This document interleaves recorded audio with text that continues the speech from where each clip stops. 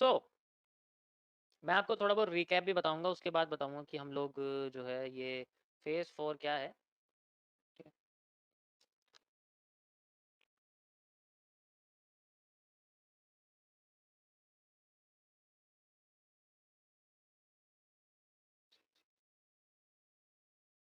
सो आज से आपके एमएमसी के सीजीसी शुरू हो रहे हैं। एमएमसीज के सीजीसी शुरू हो रहे हैं। ये फेज 4 के अंदर आता है।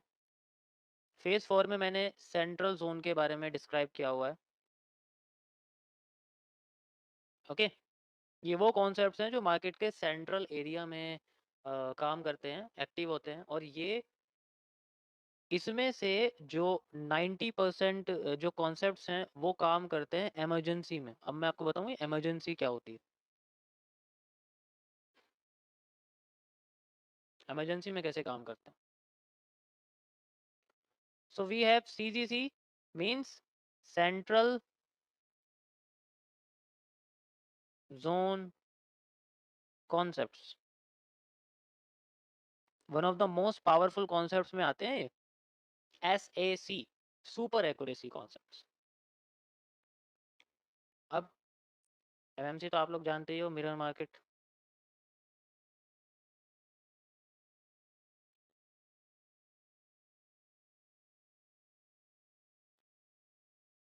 सो इसमें मैं आपको आज कुछ रिकैप करवाना चाहता हूँ। पहले आपने क्या देखा था कि रिकैप करते हैं थोड़ा सा। इसके अंदर ही आते हैं वो सारे कैंडलस्टिक के जो कॉन्सेप्ट्स हैं, वो इसके अंदर डाले हुए हैं। मैंने बताता था धीरे धीरे करके, मैंने जो है उसका लेवल बढ़ाया है ताकि सबको धीरे धीरे करके समझ आए। तो रिकैप में आज सबसे पहले मैं आपको बताना चाहूँगा one of the most powerful central zone concepts के बारे में, जिसका नाम है नी कैप।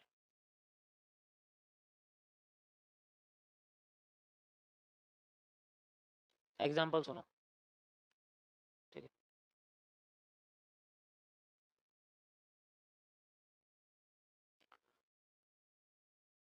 मान लो हमारा हमारे एक घुटना है, पैर है हमारा। ठीक है। तो ये हमारा पैर है, मान लो इस तरीके से मस्कुलर पैर है, बढ़िया सी बॉडी बॉडी बन रही है इसमें। ठीक है। अब इसमें क्या है, बीच में हमारा घुटना होता है, एक तरह से होता है। और फिर बाद में इसका इससे आगे के जो साइज है पैर का, वो भी सेम सा ही होता है। अब ये जो घुटना होता है इसका कलर अलग होता है थोड़ा सा, मतलब डार्क कलर होता है। कभी भी ये साफ नहीं हो सकता, डार्क ही कलर होता है। स्पेशली लड़कों का तो ऐसे ही होता है, किसी किसी का अपने चेहरे से मैच करता है। चलो छोड़ो। तो ये जो सेंट्रल एरिया होता है, ये आइडेंटिफाई करता है कि जितना एरिया इससे ऊपर होगा उतना एरिया उस इससे नीचे होता है। ये कॉन्सेप्ट इसका काम करता है। ठीक है। तो इस कंडीशन में चार्ट पे हम लोग कैसे देखते हैं, ये काम किसके लिए किया जाता है। ये किया जाता है अगर हमने घुटने के पैर के ऊपर वाले हिस्से पर कोई एनालिसिस छूट गया। मान लो हम यहाँ पर ट्रेड चलना चाहते थे, मान लो अगर मैं एज ए ट्रेडर बात करूं, मैं ट्रेड चलना चाहता था और इस जगह पर मैं एक बेरिश एनगल्फिंग पे चलना चाहता था, बट मेरे चाहने से थोड़ी कुछ हो रहा है। अब मैं भूल गया, छूट गई। अब ये दबा के नीचे आ रही है। सॉरी, मैं तुम्हें कलर चेंज करके बताता हूँ और सिंपल समझ में आ जाएगा। कलर चेंज करके बताता हूँ। ठीक है। सो यहाँ पर ऊपर की साइड एक बेरिश एनगल्फिंग बनी थी, मतलब मेरे उस जोन पर जहाँ पर मार्केट थी टॉप पर, और मैं बेरिश एनगल्फिंग छूट गई मेरे हाथ से। अब क्या किया जाए। अब अगर मैं इसमें घुस गया तो इसके बाद अगर घुस गया तो मैं लॉस हो जाएगा, मैं नुकसान हो जाएगा। मुझे तरीके से यहाँ पर चलना है, तो मैं क्या करूंगा, मैं वेट करूंगा। अगर मार्केट 3 कैंडल सेम कलर की अभी नीचे आ रही है ना, तो 3 रेड कैंडल या 3 से ज्यादा रेड कैंडल अगर बनाने के बाद एक ग्रीन कैंडल बना देती है, उसका हाई और लो मेजर करने के बाद मार्केट में अगली कैंडल, ध्यान से सुनना, ये तभी लागू है अगर अगली कैंडल इसके नीचे की साइड फिलअप करती है, तो मार्केट उतना ही सप्लाई देगी जितना उसने पहले से यहाँ तक दिया था, यहाँ से यहाँ तक ही देगी वो। और जब ये देगी तो ये पूरे का पूरा सप्लाई को पूरा कर लेगी and we got a reversal area at this point except this.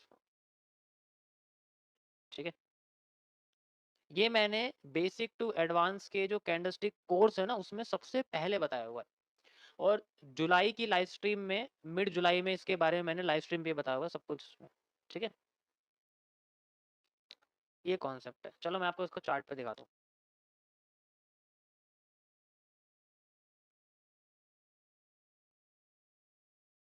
Live में तो नहीं है,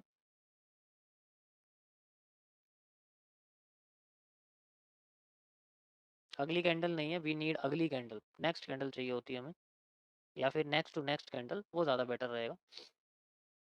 ओके, ये बेस्ट है, देख सकते हो साफ तुम्हारे सामने एग्जांपल है। ठीक है, यहाँ से यहाँ तक, यहाँ से यहाँ तक रुक गई मार्केट। ठीक है, इस तरीके से देख सकते हो। और डाउन में आ रही है, डाउन में दिखा देता हूँ, डाउन में जब आ रही है, डाउन में कैसे देखेंगे, ये देखो। ठीक है, जितना मार्केट गिरी है लाइक दिस, उतना ही मार्केट फिर यहाँ से गिरी है लाइक दिस, गिरी है, and then we have a reversal area.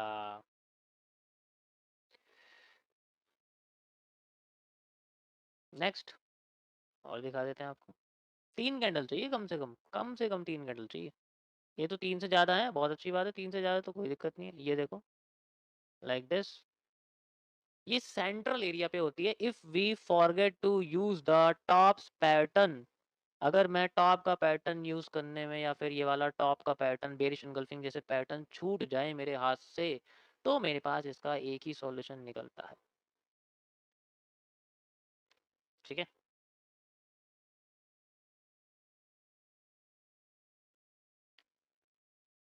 अब इसकी सेकंड कंडीशन क्या है,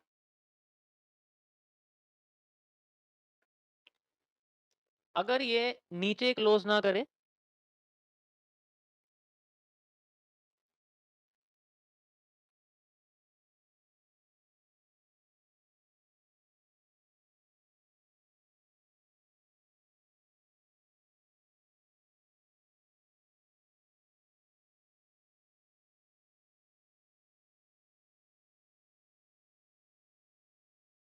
ये ऊपर की साइड क्लोज कर दे,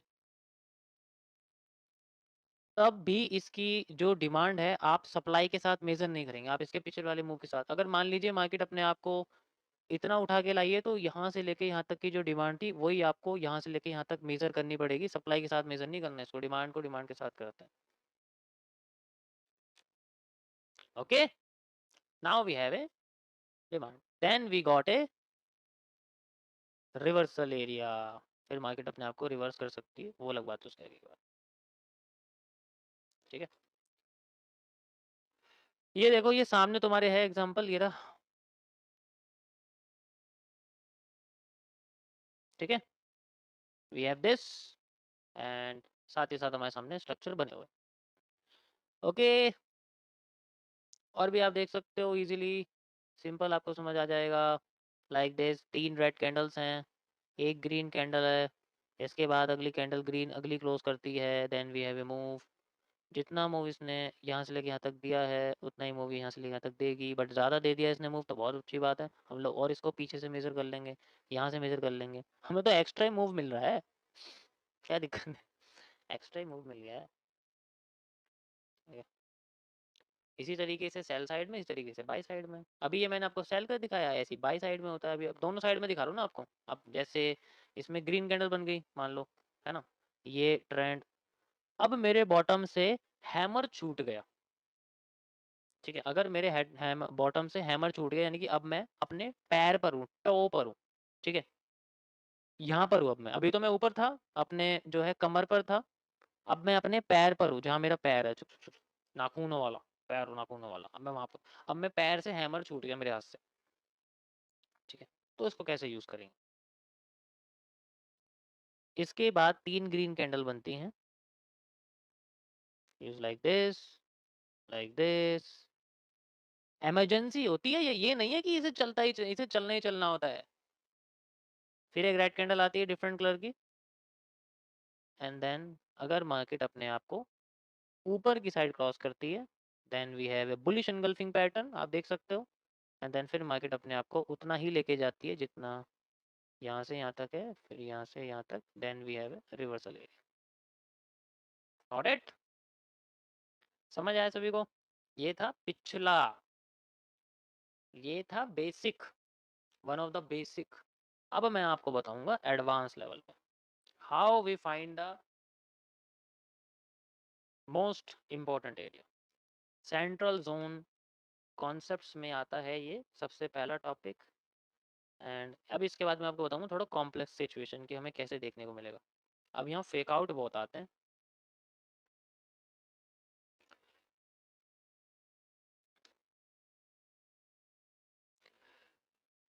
नी कैप का हो गया। नेक्स्ट आता है आपके सामने इसी के अंदर ही सेकंड नी कैप का अपग्रेडेड वर्जन,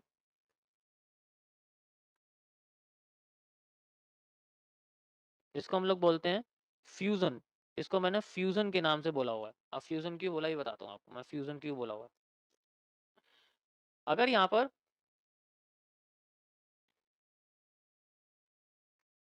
जैसे मार्केट गिर तो रही है कमर से, मतलब रेजिस्टेंस से गिरती जा रही है,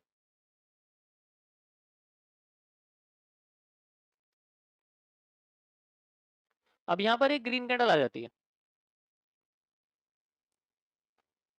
अब रियलिटी क्या है अब बताता हूँ। अब रियलिटी ये है कि नेक्स्ट कैंडल में तो इसके किसी एक जगह पे जाने का जो प्रोबेबिलिटी है वो तो बहुत ही कम है,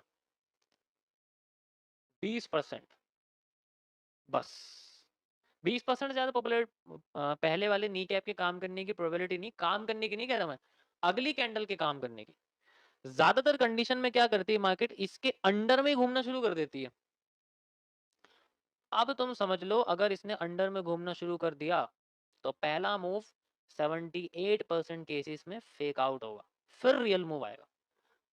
अब ये इसके हाई है, ये इसका लो है, मतलब वॉल्यूम फिलअप का कॉन्सेप्ट है। अगर अगर इसके अंदर ही मार्केट घूम रही है, वो कहीं जा ही नहीं रही है, वो यहीं बनती जा रही है, ऊपर भी गई लेकिन क्रॉस करा, लेकिन कैंडल की बॉडी नहीं बनाई, अगली कैंडल फिर इसके नीचे बना दी। मतलब अगर ये दो से ज्यादा कैंडल हरकतें करने लग जाए, दो कैंडल तक तो ठीक है, दो कैंडल के बाद तीसरी कैंडल क्रॉस कर सकती है, ऊपर जा सकती है, क्योंकि वो ट्री पैटर्न बना देगी। ट्री के बारे में आप लोग जानते हैं। लेकिन अगर ये यहाँ पर ऐसा ऐसा ऐसी हरकतें कर रही है तो इस कंडीशन में इसका पहला मूव फेक होगा।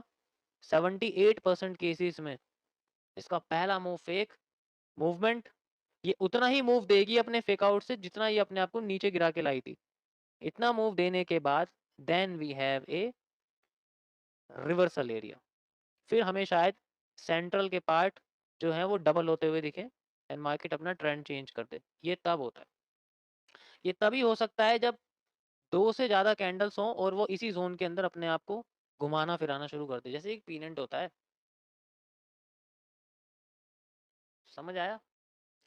जब मार्केट यहाँ से उठेगी तो दोबारा इसी जोन पे आएगी, देन टैप करके और ऊपर जाएगी, यानी कि अब इस जोन को वो एफवीजी की तरह यूज करती है, एफवीजी की तरह यूज करती है। ठीक है, ज्यादातर केसेस में ऐसी होता है, ज्यादातर केसेस में तीन कैंडल तक, दो कैंडल के बाद तीसरी कैंडल जानी चाहिए। ठीक, दिखाता हूं मैं आपको कहाँ होता है, कैसे होता है। ये देखो आपके सामने लाइव एग्जांपल, देखा? ये दिख रहा है, पहला मूव इधर एंड देन डाउनवर्ड। एक ट्रेंड में नी कैप को एक बार ही यूज कर, एक बार बताओ, अब मैंने नी कैप बोला इसका मतलब समझ रहे हो क्या है? इसका मतलब ये है कि पैर में सिर्फ एक ही घुटना है, तो मैं एक ही ट्रेंड में दो दो घुटने नहीं फाइंड आउट करने, एक ही घुटना है। एक बार अगर पैर से नीचे घुटने पे आ गए तो एक ही घुटना यूज करते हैं, एक ही नी कैप यूज करते हैं, हर बार नी कैप नहीं यूज करते कि आ रही है यूज कर ली, आ रही है यूज कर ली, आ रही है, ऐसा नहीं होता कुछ भी। इसीलिए मैंने तुम्हें वो बताया था, समझ रहे हो? तो इस तरीके से होता है। हाँ, बिल्कुल।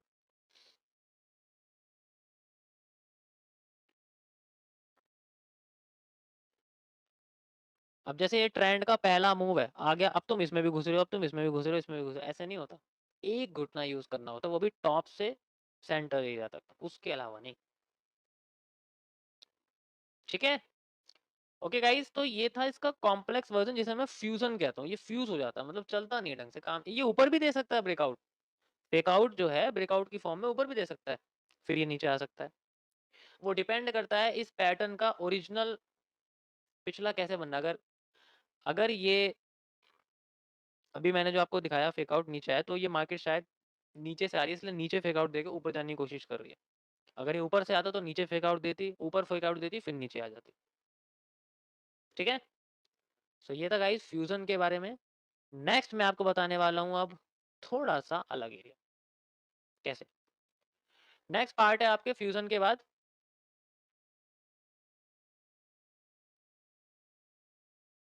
ये सबसे खतरनाक है।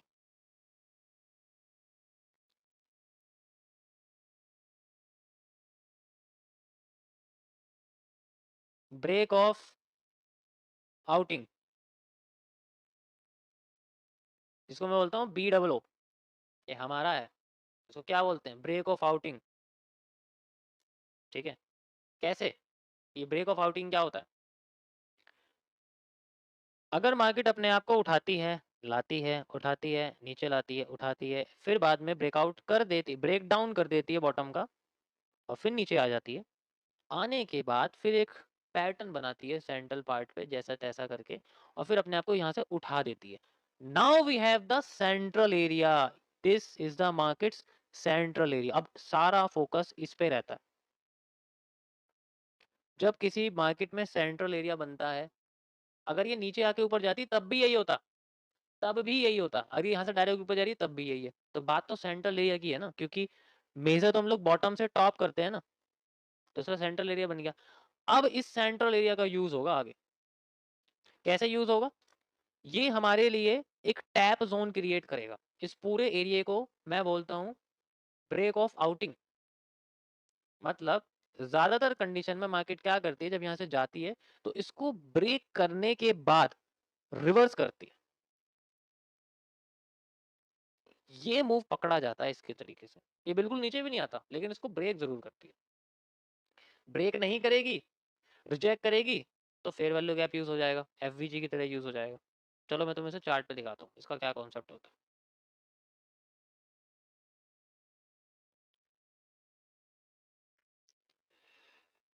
ओके सो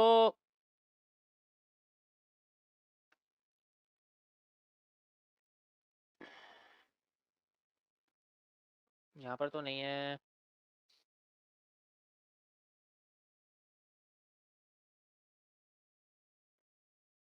ये रहा आपके सामने, ये देखो। ये पूरा का पूरा स्ट्रक्चर आपके सामने एक आउटिंग की तरह काम कर रहा है। सिंपल, प्योर आउटिंग की तरह काम कर रहा है। यस यस, बिल्कुल आप कह सकते हो। ये भी है, इसके बाद ये भी है, एंड नाउ देखो भी मार्केट यहीं पर है, क्रॉस कर रही है अपने आप को, धीरे धीरे करके बैंड भी कर रही है।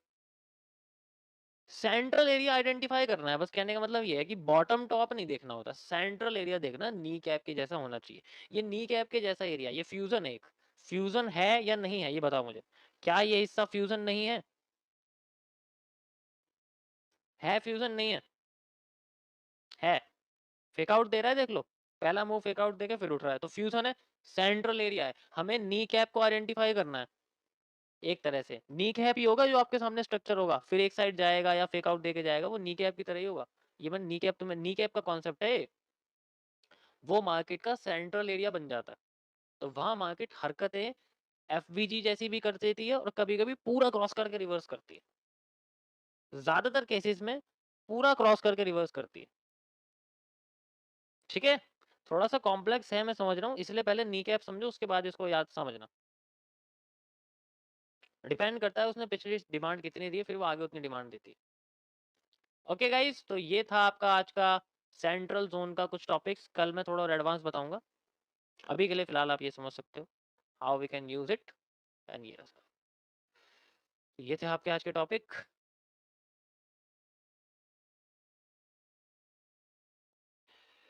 आज आपका टॉपिक है सेंट्रल सीजीसी के कॉन्सेप्ट्स हैं ये सारे सेंट्रल जोन कॉन्सेप्ट जो हैं उनके अंदर मैं ऑलरेडी आपको बता चुका हूँ है ना।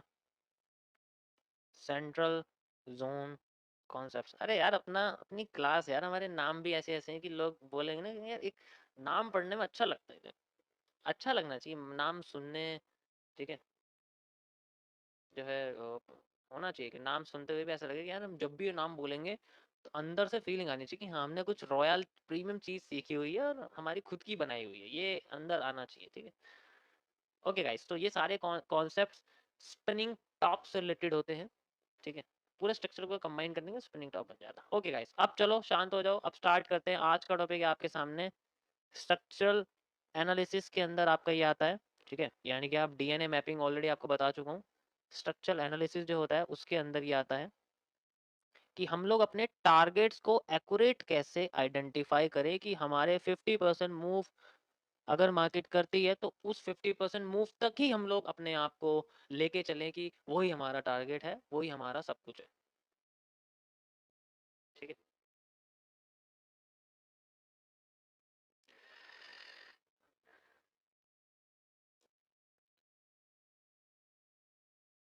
जिनकी डेट ऑफ बर्थ नहीं होती ना, जो इतने पुराने हो जाते हैं कि उनकी डेट ऑफ बर्थ लोगों को याद नहीं रहती, उन्हें भगवान कहते हैं, उन्हें गॉड कहते हैं, गॉड। जिनकी डेट ऑफ बर्थ याद होती है लेकिन वो पुराने हो जाते हैं, उनको क्या कहते हैं? उनको एंसेस्टर्स कहते हैं, उनको महाराजा राजा कहते हैं। और जिनकी डेट ऑफ बर्थ ज्यादा पुरानी नहीं होती उन्हें दादा परदादा कहते हैं। या फिर आप कह सकते हो कि उन लोगों को हम लोग साइंटिस्ट कहते हैं। साइंटिस्ट बनने के लिए एज प्लस एक्सपीरियंस और प्लस वो प्रोडक्ट चाहिए होता है जिस चीज़ को उन्होंने डिस्कवर करा, ठीक है। और पॉपुलैरिटी भी चाहिए होती है साइंटिस्ट बनने के लिए, जब भी तो पॉपुलर हो। ऐसे थोड़ी बंद कमरे में अगर वो कुछ भी करा तो वो साइंटिस्ट है, जब तक उसकी चीज़ पॉपुलर नहीं होगी तो साइंटिस्ट कैसे होगा। अभी हमारा यही हाल है, अभी हम बंद कमरे में बैठे हुए तो हम ठीक है, हम बंद कमरे में बैठे हुए हैं,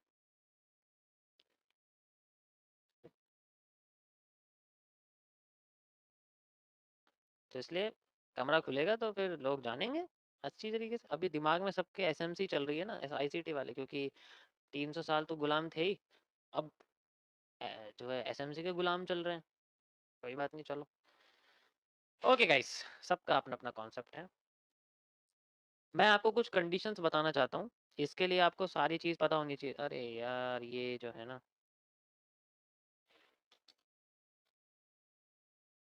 ये क्या हो गया इसमें?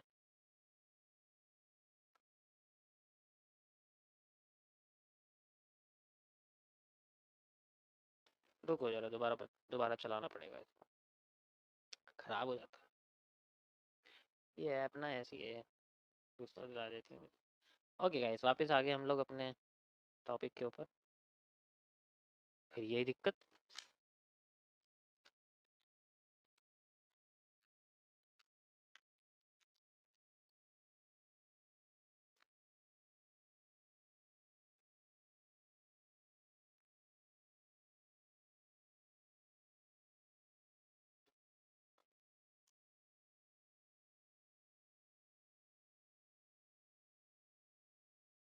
ओके गाइस, अभी ऐसे समझ जो है ना, कुछ भी बन रहा है, चल नहीं रहा काम। चल गया ये क्या बीच में आ गया, ये अजीब सा, जा भी नहीं रहा है। बंद करके दोबारा चलाता हूँ रुको। 17 लोगों के सामने मेरी बेइज्जती करा दी यार इसने। कोई बात नहीं, हम भी ढीठ इंसान है, हम भी नहीं मानने वाले, खोल के तो ऐसे ही रहेंगे, नया टॉप नया नहीं खोलने वाला, मुझे लिखना पड़ जाएगा दोबारा। हाँ चल गया। ओके गाइस, सो हमारे पास है कि हम लोग किस तरीके से जो है टारगेट को कैसे आइडेंटिफाई करेंगे। जैसे मैं आपको सिंपल पहले एंगल्स के बारे में बताता हूँ कि जो मार्केट 0 डिग्री पे फ्लोट करती है, ठीक है, जो मार्केट 0 डिग्री पे फ्लोट करती है उस मार्केट के अंदर तो हम इजीली टारगेट्स को पता कर सकते हैं, ठीक है। लेकिन अगर जो मार्केट के एंगल्स होते हैं, मतलब 10 डिग्री 15 डिग्री पे मार्केट चलती रहती है, तो उसके आइडेंटिफाई करने में थोड़ी दिक्कत आती है। कैसे आइडेंटिफाई करते हैं मैं आपको बताता हूँ। देखो मैंने आपको बोला है सीसीसी का मतलब होता है सेंट्रल एरिया, यानी कि अगर मान लो मार्केट बड़े टाइम फ्रेम पर, ठीक है, बड़े टाइम फ्रेम पर चल रही है, जैसे मार्केट अपने आप को बड़े टाइम फ्रेम पर नीचे लेके आती है, तो हम लोग इस मार्केट के सेंट्रल जोन पे अपने आप को लेके चल, जैसे मान के चलो ये 4 आवर का टाइम फ्रेम है, ठीक है, मैं इसके ये वाले हिस्से पर चल रहा हूँ, अभी मुझे नहीं पता यहाँ से मार्केट नीचे जाएगी, मैं मार्केट इससे नीचे बनी नहीं है, मैं ये आइडेंटिफाई कर, लेकिन मार्केट इससे नीचे चली गई, लेकिन मुझे नहीं पता था कि मैं मार्केट के किसी जोन के अंदर हूँ, मैं इस जोन के अंदर आता हूँ और मैं यहाँ पर आ जाता हूँ मान लो 5 मिनट के टाइम फ्रेम पर, तो अभी तो मैं एग्जांपल बता रहा हूँ मैं सिर्फ, वैसे टाइम फ्रेम का कोई मतलब नहीं होता, बस मैं एग्जांपल बता दूँ कि हम किसी टाइम फ्रेम के सेंट्रल, हमेशा हम किसी ना किसी टाइम फ्रेम के सेंट्रल एरिया में होते हैं, इस कॉन्सेप्ट का मतलब यही है, ऐसा नहीं है कि हम मार्केट के टॉप पे बैठे और हमने ट्रेड लगाई वो नीचे आ गई तो हमने टॉप पकड़ लिया, ऐसा कभी नहीं होता, हम उस टाइम फ्रेम के टॉप पर हैं, लेकिन एक्चुअल में हम लोग किसी बड़े टाइम फ्रेम के सेंट्रल एरिया में, तो अगर मैं मार्केट में देखूं 5 मिनट तो हम लोग मार्केट के टॉप पर हैं और यहीं से मार्केट अपने आप को नीचे लेके आ रही है, ठीक है, नीचे लेके आ रही है, नीचे लेके आ रही है, नीचे लेके आ रही है। अब मान लो यहाँ पर हमारे सामने एक स्ट्रक्चर बनता है, जिसको अगर मैं बोलूँ कि कोई एम जैसा स्ट्रक्चर बना हुआ है, ठीक है, तो इस जगह पर मार्केट अपने आप को कैसे लेके आती है, स्मूथली वो अपने आप को लेके आ रही है इस तरीके से, कोई दिक्कत नहीं थी, अपने आप को स्ट्रेट लेके आ रही है, तो इस जगह पर अगर हमारे सामने डब्लू टाइप का स्ट्रक्चर बनता है, ब्रेकआउट करती है मार्केट, रिटेस्ट करती है, तो जैसे ही हमारा ये ब्रेकआउट वगैरह करती है, ठीक है, ब्रेकआउट वगैरह करती है, तो हमारे पास 80% केसेस में मार्केट अपने आप को इस रेंज में लेके आती ही जरूर है, क्यों, क्योंकि उसका जो चैनल का जो एंगल होता है वो 0 डिग्री होता है, वो इस तरीके से चलती है, तो इस तरीके में वो अपने चैनल को पूरा पूरा फिल करती रहती है, बस हमें अच्छी एरिया फाइंड आउट करना पड़ता है कि वो एरिया कहाँ पर है, किस तरीके से मूव करती है, लेकिन अगर इस केस में ये ऐसे हो गया, मतलब अब मार्केट अपने आप को ऐसे लेके आ रही थी और इस जगह पर डब्ल्यू बना, ब्रेकआउट हुआ, रिटेस्ट हुआ और फिर ऊपर जा, इस केस में ये अपने आप को यहां तक लाएगी, इसकी प्रोबेबिलिटी सिर्फ 20% है, ओनली 20% इज पॉसिबल। अभी मैं आपको सप्लाई डिमांड नहीं बता रहा, मैं आपको सिंपल साइकोलॉजी बता रहा हूँ कि ऐसा क्यों होता है कि हम जहां लगाते हैं वहां से मार्केट नीचे आती है, ठीक है, अब हमें एंगल्स को समझना पड़ेगा और अपनी मार्केट को इस तरीके से एक चैनल के अंदर बाउंड करना पड़ेगा, नाउ वी हैव ए, अब कह सकते हो कि हमारे पास माइनस में 35 डिग्री पे एंगल चल रहा है, तो हमारा मार्केट भी 35 डिग्री पे आके ही रिवर्स कर देगा, ये होने की प्रोबेबिलिटी इसके 80% की होती है, ऐसा होता है। अब हमें भी पता है कि मार्केट हल्का सा मूव देगी, तो यार हम लोग अपना, ऐसे रीजन में ही तो स्कैल्पिंग की जाती है, स्कैल्पिंग का मतलब ही यही है कि छोटा सा मूव निकाल के मार्केट के बाहर हो जाना, यहां तक का हम उम्मीद लगा के नहीं बैठ सकते, ऐसा नहीं हो सकता, पॉसिबल ही नहीं है तो 20% है, हर चीज पॉसिबिलिटी है इसके अंदर, लेकिन किसी की कम किसी की ज्यादा, इसी तरीके से अब ये मार्केट ऐसे थी, अगर अब ये ऐसे हो गई, अब इसकी प्रोबेबिलिटी और भी ज्यादा बढ़ जाएगी, क्योंकि हम लोग किसी ऐसे पैटर्न पे अपने आप को बिठा रहे हैं जो बुलिश है, मार्केट डाउन टर्न आ रही है, हम बुलिश जाने की कोशिश कर रहे हैं, तुक्का भिड़ गया तो शायद बहुत ऊपर चली जाएगी,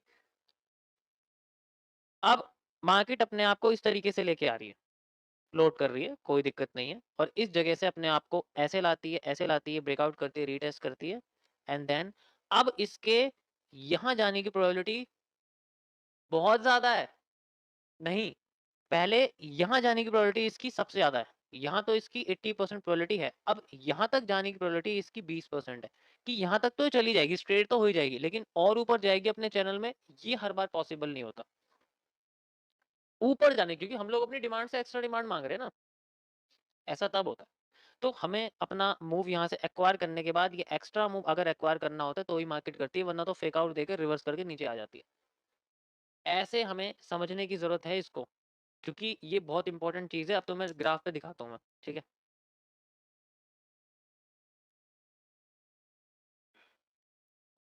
अब अगर आप यहाँ देखोगे तो आपको यहाँ पर जो है एक वेज दिखेगा, करंट में भी चल रहा लाइन चार्ट में, देखो, ठीक है, देखो भाई, बिगनर जो है, मैं बिगनर को सलाह दूंगा, आपके लिए कैंडलस्टिक चार्ट नहीं है, बिल्कुल भी नहीं जाना कैंडलस्टिक चार्ट पे, पहले आपको मार्केट के स्ट्रक्चर को समझना पड़ेगा, उसके लिए line chart and step line is the best, ठीक है, लाइन चार्ट बेस्ट।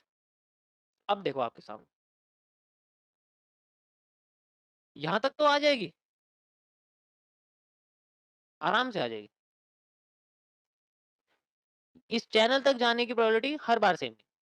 अब जैसे अब देखो ऊपर नहीं उठ रही, नीचे आ रही है ना, कोशिश करके। बाकी का रीजन आप सप्लाई डिमांड से मेजर कर ही सकते हो कि ये कहाँ तक जा सकता है, कहाँ तक नहीं जा सकता। लेकिन अभी मैं उसके बारे में बात नहीं कर रहा, बस आपको बता रहा हूँ कि अगर ये ऐसे होती तो तब हमें क्या दिक्कत आती।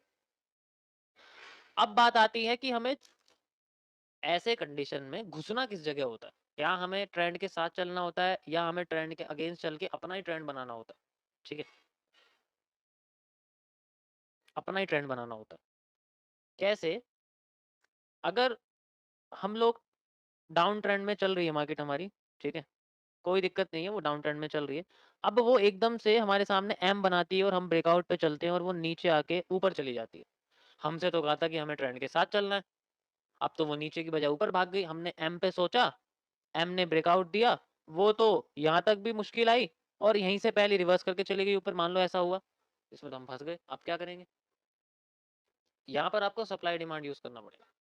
इस कंडीशन में आपको सप्लाई डिमांड यूज करना पड़ेगा अगर बहुत लेट हो चुका है तो।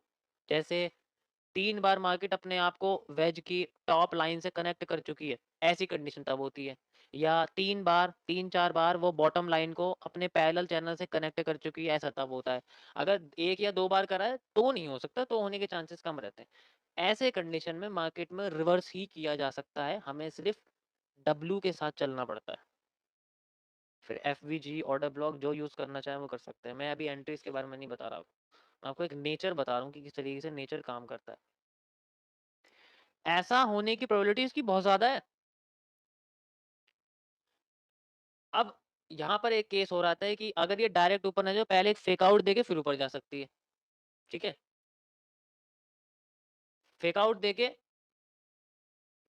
फिर से ऊपर जा सकती है, ऐसा भी हो सकता है। तो हर चीज पॉसिबल है, लेकिन सारा खेल एंगल्स का है। स्ट्रेट होगी तो बहुत अच्छी तरीके से काम करेगी, एंगल्ड में होगी तो हमेशा नेगेटिव में काम करेगी, इस तरीके में होगी तो हमेशा पॉजिटिव में काम करेगी। तो सारा खेल एंगल का होता है। यहाँ तक सबको समझ आ गया ये किस तरीके से क्या नेचर है, कैसे काम करती है? यहाँ तक समझ आया सबको? अभी सिंपल समझो इसको, बिल्कुल सिंपल जो मैं आपको बता रहा हूँ कि हमें स्ट्रक्चर के साथ चलना है। ये तो स्ट्रेट एरिया हो गया, ठीक है, ये तो हमारे सामने स्ट्रेट एरिया हो। अब बात करते हैं बेंडिंग एरिया की। मार्केट जब बेंड करती है, जैसे कि मैंने आपको टीबीसी के अंदर समझाया हुआ है, ट्रेंड बेंडिंग कॉन्सेप्ट्स के अंदर बताया हुआ है। टीबीसी के अंदर जब भी कोई मार्केट बेंड होती है तो वहां तो एंगल्स का ही खेल है सारा। ठीक है, तो अब मार्केट अगर स्ट्रेट थी, ठीक है, अगर मार्केट स्ट्रेट थी, वो नीचे गिरी, धीरे धीरे करके नीचे गिर रही है, लेकिन धीरे धीरे करके अपने आप को बैंड भी कर रही है। इस कंडीशन में हमारे पास एक ही चीज होती है कि हम लोग मार्केट के पॉजिटिव होने का वेट करें। हम लोग मार्केट के, अब हमें पता भी नहीं है ना कि मार्केट बैंड होगी, क्योंकि वो अपने ब्रेकआउट करके नीचे आ रही है। हमने सोचा वो नीचे जाएगी, लेकिन नीचे गई नहीं, वो यहीं से अपने आप को बैंड करके जाने की कोशिश कर रही है। तो जिस वक्त वो अपने आप को बैंड करके ब्रेकआउट और पॉजिटिव एंगल बना दे, तो मार्केट का सेंट्रल एरिया वो बन जाता है। ये सेंट्रल एरिया ऐसे नहीं होता, ऐसे होता है। जैसे कि जैसे तुम वर्टिकल लाइन यूज करो तो तुम देखोगे ये सेंट्रल एरिया होता है। यहाँ से यहाँ तक मार्केट का इक्वल एरिया होता है, यहाँ से यहाँ तक मार्केट का इक्वल एरिया हो सकता है, होगा नहीं, हो सकता है। तो ये सारा का सारा कॉम्प्लेक्स जैसे ही वो पॉजिटिव होगी पहली बार, ये मार्केट का वो री टेस्टिंग एरिया होता है जिसमें ज्यादातर लोग अपने आप को एंट्री करते हैं। सेंट्रल एरिया होता है, सेंट्रल एरिया जहाँ से होता है। इससे पीछे मार्केट का जो लॉ था वो ऊंचा था, इससे आगे वाला भी ऊंचा होना चाहिए, तभी वो बेंडिंग करती हुई हमें दिखेगी सेंट्रल जोन के अंदर, तभी ये समझ में आएगा। अब ये ऐसा तो दिखने वाला है नहीं, बिल्कुल सिंपल, बिल्कुल साफ साफ। ये कैसे दिखेगा? ये दिखेगा तुम्हें इस तरीके से, साफ सुथरा नहीं दिखने वाला, ये ऐसे चलता हुआ दिखेगा। अब मार्केट यहाँ जाके फिर अपने आप को लेके चलेगी। ठीक है, समझ रहे हो ना? इस तरीके से सारा खेल पॉजिटिविटी का है। Negative, negative, and then positive, secondary testing, moving upside, like move. फिर हम लोग अपने पैरेलल चैनल को फॉलो करते हैं और फिर मार्केट में देखो। निफ्टी में अगर तुम देखोगे ना, ऐसे ही हुआ था निफ्टी में भी। बिल्कुल, ज्यादातर कंडीशन में यही फॉलो होता है। मैं तुम्हें चार्ट पे दिखाता हूँ, जब तक तुम चार्ट में देखो ना तुम्हें समझ में नहीं आएगा। ऐसा ही ऊपर होता है, ऐसा ही नीचे होता है। ये देखो आपके सामने है, अब देखो मैं आपको दिखाता हूँ। ये अगर आप देखोगे तो हमारे लिए जो पैरेलल चैनल है वो ये रहेगा। ऐसे करके अगर आप देखोगे, ये हमें मैक्सिमम पॉइंट्स कनेक्ट करने पड़ते हैं लाइक दिस। ये मेरे सामने एक पैरेलल चैनल है, मैंने करे हैं 1 1 2 3।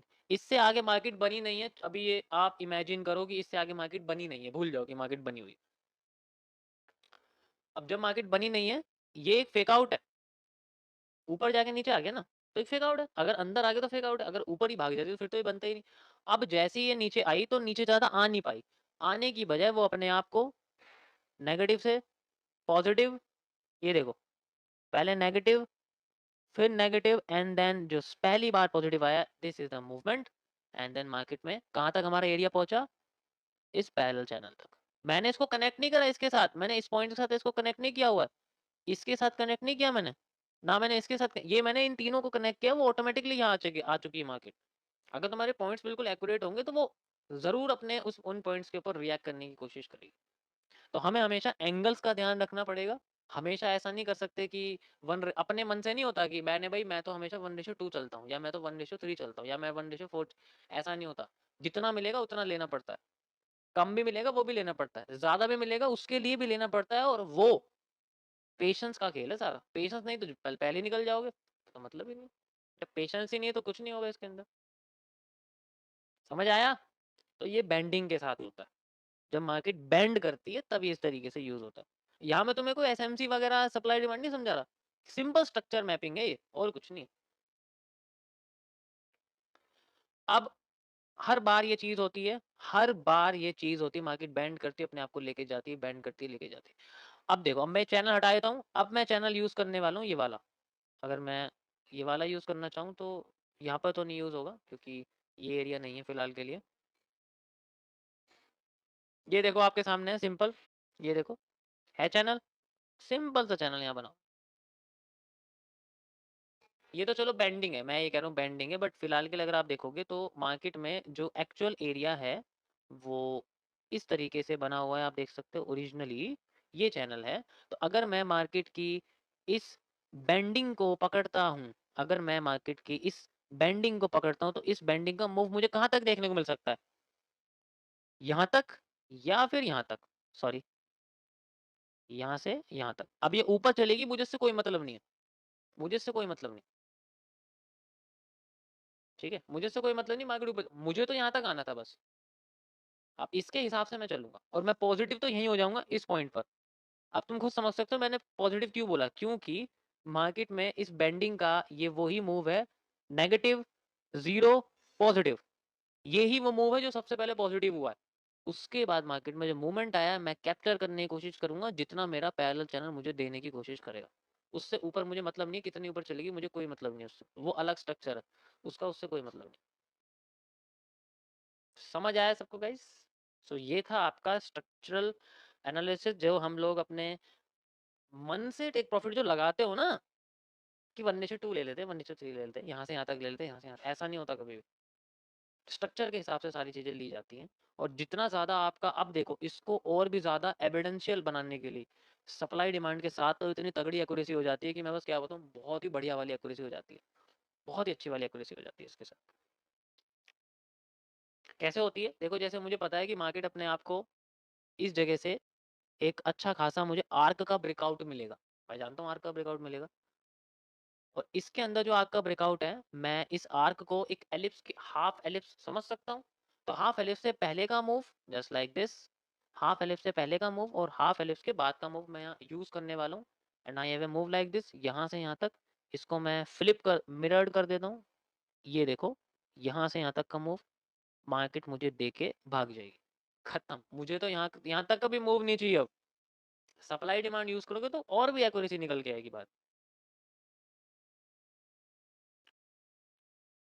समझ आएगा इस, तो ये था आपका, कई सारे हैं इसमें, प्रैक्टिस करोगे तो निकल के आ जाएगा, बहुत अच्छी एक्यूरेसी बन जाए। अब जैसे ये है देखो, ऐसे करके देखा, सारा खेल एंगल्स का है और कुछ नहीं।